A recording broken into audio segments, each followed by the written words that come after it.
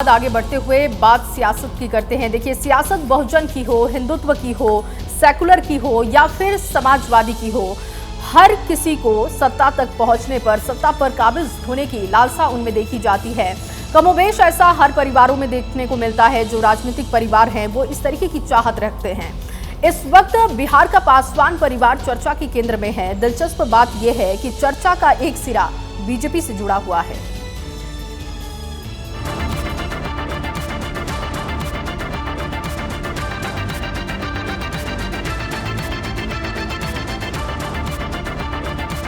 सांसद हम लोग हैं।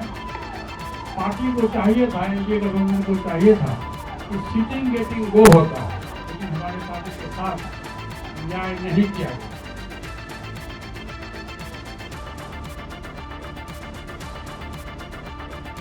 कहीं दिखाई पड़ रहा है भाजपा, कहीं दिखाई पड़ेगा। ये ओछी राजनीति न कभी देश की जनता स्वीकार की है, कभी स्वीकार नहीं करेगी, माकूल जवाब देगी। तो क्या पासवान परिवार में चाचा वर्सेस भतीजा जंग के पीछे बीजेपी है?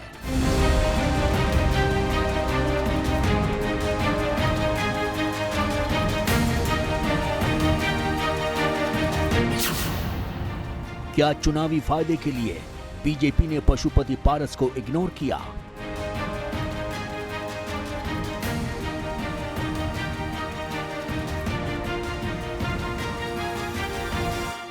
इन दो सवालों के इर्द गिर्द बिहार में सियासी चर्चा तेज है।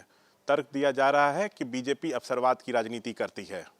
पहले चिराग पासवान के चाचा पशुपति पारस को साथ जोड़ा गया, 5 साल उन्हें सरकार में रखा गया, लेकिन अब उन्हें एक भी सीट नहीं दी गई।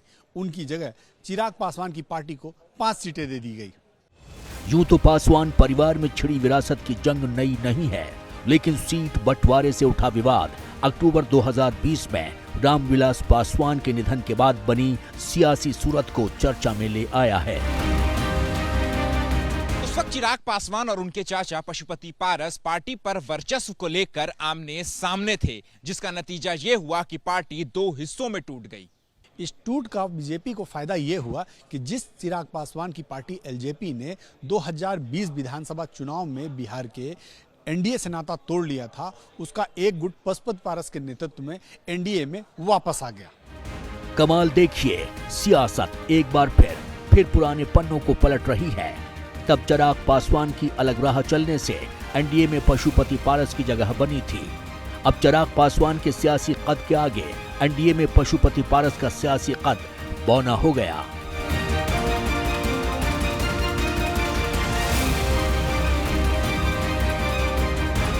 दिलचस्प बात है कि दोनों ही मौके पर एलजेपी के किस धड़े को अहमियत मिलेगी और किसे नहीं, यह तय करने वाली बीजेपी ही रही है। रामविलास पासवान के निधन के बाद बीजेपी ने चिराग पासवान पर पशुपति पारस को तरजीह दी, लेकिन अब 2024 लोकसभा चुनाव होने वाले हैं तो पशुपति पारस की पार्टी की जगह चिराग पासवान की पार्टी को बीजेपी की ओर से इस बार तवज्जो मिली है।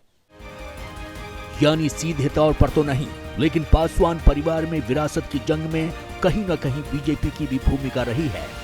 दिलचस्प है कि बीजेपी भी मानती है कि रामविलास पासवान के निधन के बाद चिराग पासवान उत्तराधिकारी थे, लेकिन बीजेपी ने केंद्रीय मंत्रिमंडल में उनके चाचा पशुपति पारस को मौका दिया। माननीय स्वर्गीय रामविलास पासवान जी के जाने के बाद उनके पुत्र उत्तराधिकारी थे, फिर भी इनका सम्मान देते रहे, कैबिनेट में ये मिनिस्टर रहे। आज उनको नए जनरेशन को अवसर मिला है, इनका भी सम्मान का पूरा ख्याल रखा जा रहा है। चिराग पासवान जी तो आज नहीं एनडीए के अंदर आए, जब उनको कुछ भी नहीं मिला उसके बाद भी एनडीए के साथ जुड़े रहे, धैर्य से लगे रहे।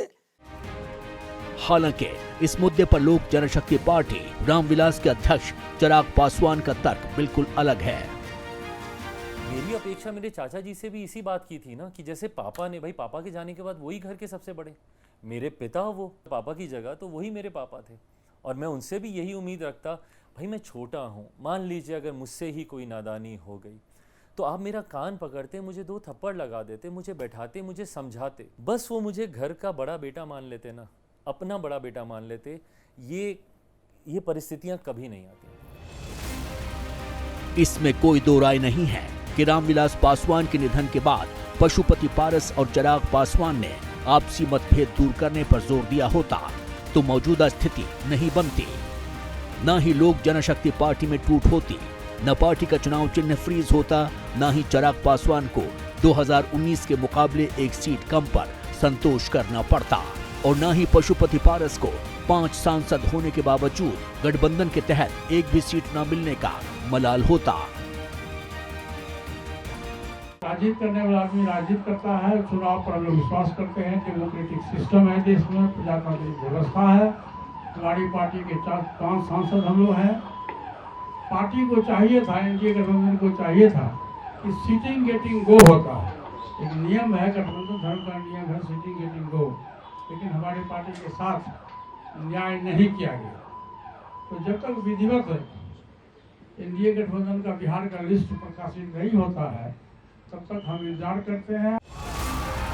माना जा रहा है कि एनडीए में सीट बंटवारे में आरएलजेपी की दावेदारी सिरे से खारिज होने के बाद अब पशुपति पारस नया रास्ता खोज सकते हैं। खबर है कि पशुपति पारस आरजेडी के नेतृत्व वाले महागठबंधन का हिस्सा बन सकते हैं। हालांकि आरजेडी का खेमा पशुपति पारस को साथ जोड़ने के लिए उतना उत्साहित नहीं दिखता, जितना उत्साह कुछ दिन पहले तक चिराग पासवान को महागठबंधन का हिस्सा बनाने के लिए दिख रहा था। तेज प्रताप यादव भले ही कह रहे हैं कि महागठबंधन में पशुपति पारस का स्वागत है, लेकिन उन्हीं की पार्टी के कई नेता पशुपति पारस को महागठबंधन का हिस्सा बनाने के पक्ष में नहीं हैं। इसके पीछे बड़ी वजह वोट बैंक है। बिहार में पासवान समाज की आबादी 5.3 है। बिहार में पासवान समाज आबादी के लिहाज से यादव समाज के बाद दूसरे नंबर पर है।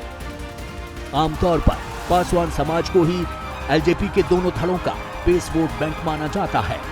हालांकि यहाँ भी एक पेच है। एलजेपी में टूट के बाद पशुपति पारस केंद्र में मंत्री बने तो एक तरह से जमीन की राजनीति से मुंह मोड़ लिया, जबकि चिराग पासवान जनसभाओं के जरिए जमीन पर अपनी पार्टी को मजबूत करने में लगे रहे। दूसरा, बीते 2020 के विधानसभा चुनाव में अविभाजित लोक जनशक्ति पार्टी बिना किसी गठबंधन के मैदान में उतरी थी। तब एलजेपी को करीब 7% वोट मिला था। खास बात यह है कि उस वक्त चिराग पासवान फ्रंट से एलजेपी का नेतृत्व कर रहे थे। माना जा रहा है कि ऐसे में बीजेपी भी महसूस कर रही थी कि रामविलास पासवान से जुड़े रहे मतदाताओं का समर्थन पशुपति पारस को नहीं बल्कि चिराग पासवान के पास है।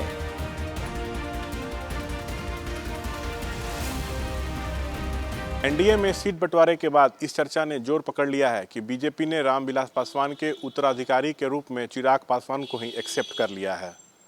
उस वक्त चिराग पासवान और उनके चाचा पशुपति पारस पार्टी पर कब्जे को लेकर आमने सामने थे। चर्चा यह भी है कि पशुपति पारस हाजीपुर सीट को लेकर किसी भी तरह के समझौते के मूड में नहीं थे, जिसका नतीजा ये रहा कि बीजेपी ने चिराग पासवान की पार्टी को एलजेपी कोटे की सभी 5 सीटें सौंप दी। साफ लफ्जों में कहें तो विरासत की जंग में पशुपति पारस को गठबंधन के तहत सिर्फ निराशा हाथ लगी है। राजनीतिक विश्लेषकों का मानना है कि बीजेपी मान चुकी है कि बिहार की राजनीति में रामविलास पासवान की विरासत चिराग पासवान है, पशुपति पारस नहीं।